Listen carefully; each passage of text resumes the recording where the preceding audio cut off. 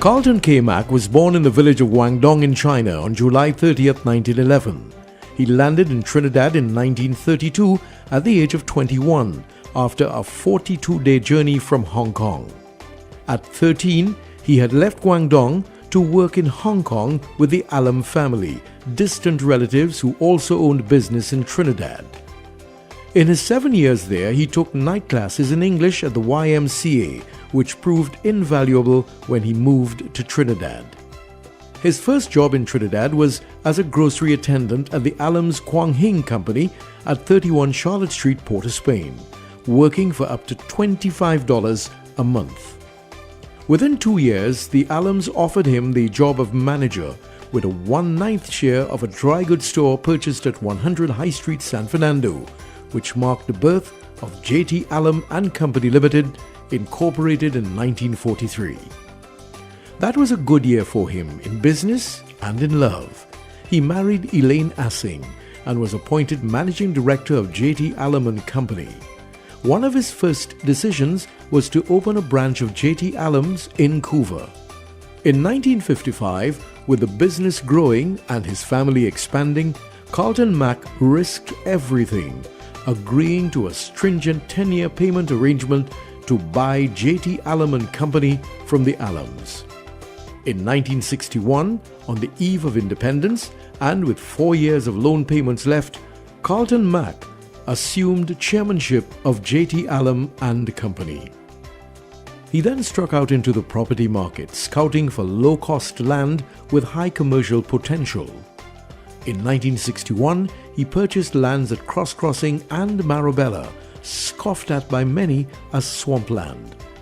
He also painstakingly negotiated the purchase of several private plots of land connecting High Street and St. James Street in San Fernando, recognizing their commercial potential. The critics were silenced when Alum Shopping Centre opened in Marabella as South Trinidad's first mini mall. This was followed in 1964 by Carlton Centre, then the country's largest shopping mall, and Cross Crossing Shopping Centre in 1976. New branches of Alum's supermarket opened in each property.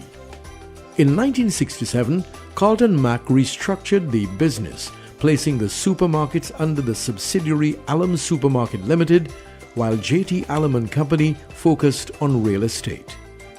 In 1978, he entered a 10-year arrangement with the McEnany Alstons Group for the sale of Alum Supermarket Limited. On December 1, 1988, at the age of 77, Carlton Mack returned to the supermarket business under the name JTA Supermarkets.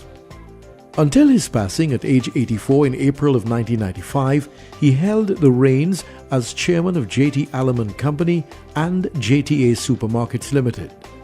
In building the country that had become his home, he never forgot the one he left behind. He made several trips back to China, twice visiting his home village.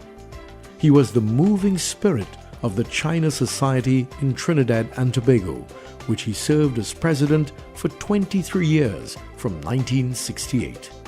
Carlton Mack was a founding investor and director in such indigenous institutions as the Point Lisas Industrial Port Development Company Limited, Trinidad Express Newspaper, and Royal Bank of Trinidad and Tobago. He served as president of South Trinidad Chamber of Commerce and on the board of governors of the Academy of Insurance. He supported the Red Cross, Family Planning Association, YMCA, and the Scout Movement, and received many honors for his contribution to national development, including the Hummingbird Medal Gold 1975 and Scarlet Ibis Medal 1971. Outside his business, he was passionate about family and farming his 25-acre agricultural holdings at St. Croix in Princestown. His 4 children, Carl, Carol, Carlisle, and Cyril, 5 grandchildren and great-grandchildren, continue to run the business while keeping faith with his ideals. Today's generation of Macks are preparing for the 2015 launch of C3 Center, a shopping and entertainment complex in Corinth, San Fernando, which will stand as a tribute to the enduring legacy of Carlton Mack, entrepreneur, nation builder, and man of grace. I first met Carlton in 1976 when the Express was just 2 years old. There was a hand-picked board of directors which had been established by Vernon Charles. Carlton Mack was a quiet, unassuming giant of a man. He was an exemplar by any yardstick. What he said, what he did, how he lived.